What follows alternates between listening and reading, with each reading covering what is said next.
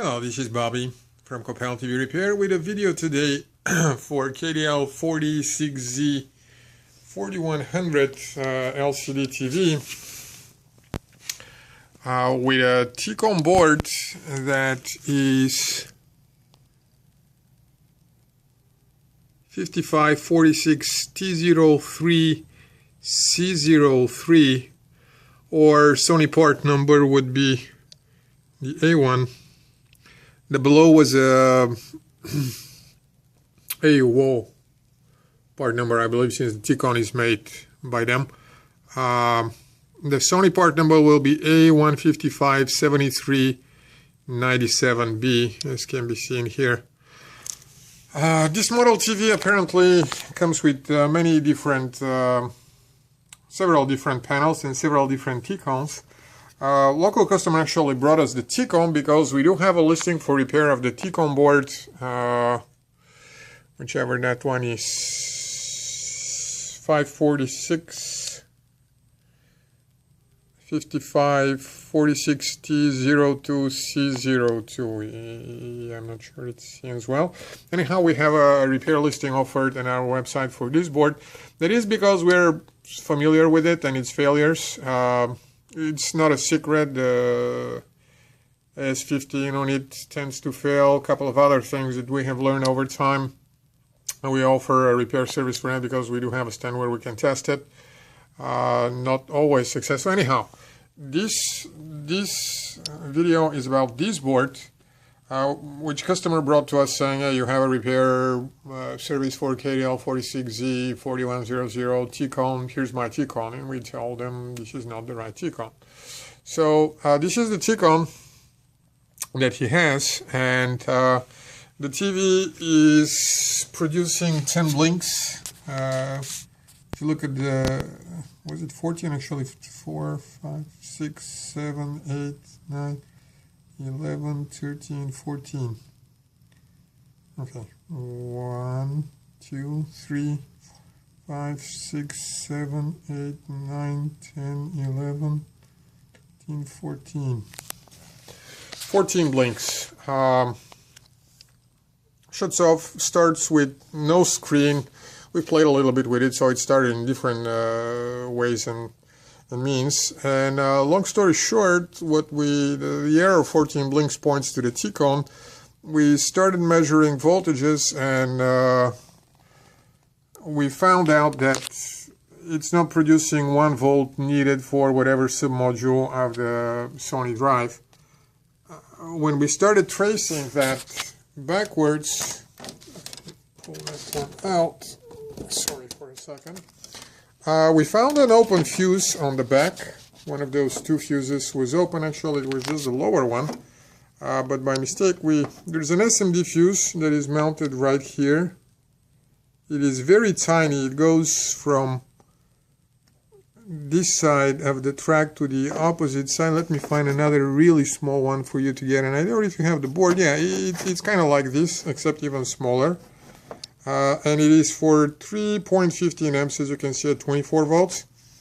We don't have such a pico fuse, so what we actually did was use 2, those are called pico fuses. We just cross-jumped them, and it was actually extremely easy to solder at this trio here and at the common point. And because we took the upper one by mistake, we just replaced both of them with a standard 3 amp fuse. This is for higher voltage. But it does just fine. A smaller one would be not so hard. We just didn't have any of them handy. And when we put the board in, it actually came up for a short second. It did work, maybe 3-4 seconds. There was an image on the screen, then disappeared. What happened after was another fuse blew. I know we have an article on the website for the 40-inch model. This is the fuse that provides 12 volts. It's actually on the back side of the board. That's the main board. That also blew and stopped providing 12 volts. I'm not sure whether it was on this board or another one that we played with, but it's related. And when we continued troubleshooting, you know, it was interesting to begin with on to why that fuse has failed, but the resistance on those wasn't particularly heavy. particularly low, sorry, to indicate very strong current. What we found though was that the filter MOSFETs that switch on and off the voltage here are shorted. This is flat out short. That's zero. It means there's nothing. It's shorted.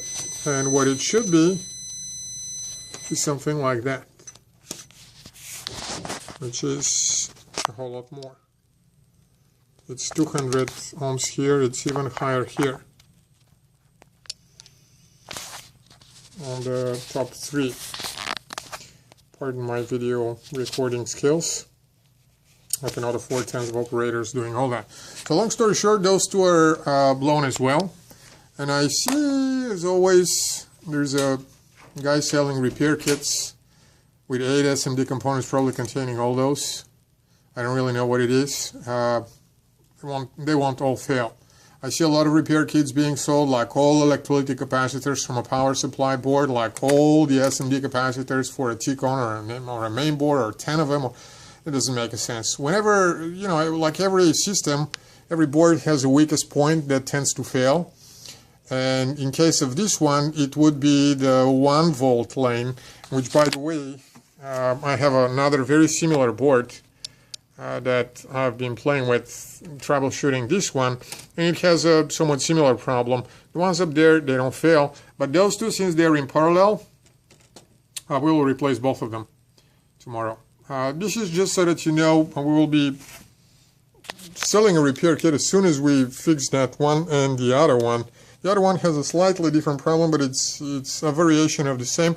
Well, it just includes the components that make sense and that are related to this. You know, there's no point including that and that and that and that just to make up $25 repair kit. If what tends to fail is these two, one of the fuses on the back, why not include both of them, even though one probably will be sufficient because the other one is for the 3.3 volts up there. And so that it is. What has to be in a repair kit tends to, you know, what has to be in a repair kit is what tends to fail. That is what I want to say. We will be making a repair kit for it. Hopefully it will help you.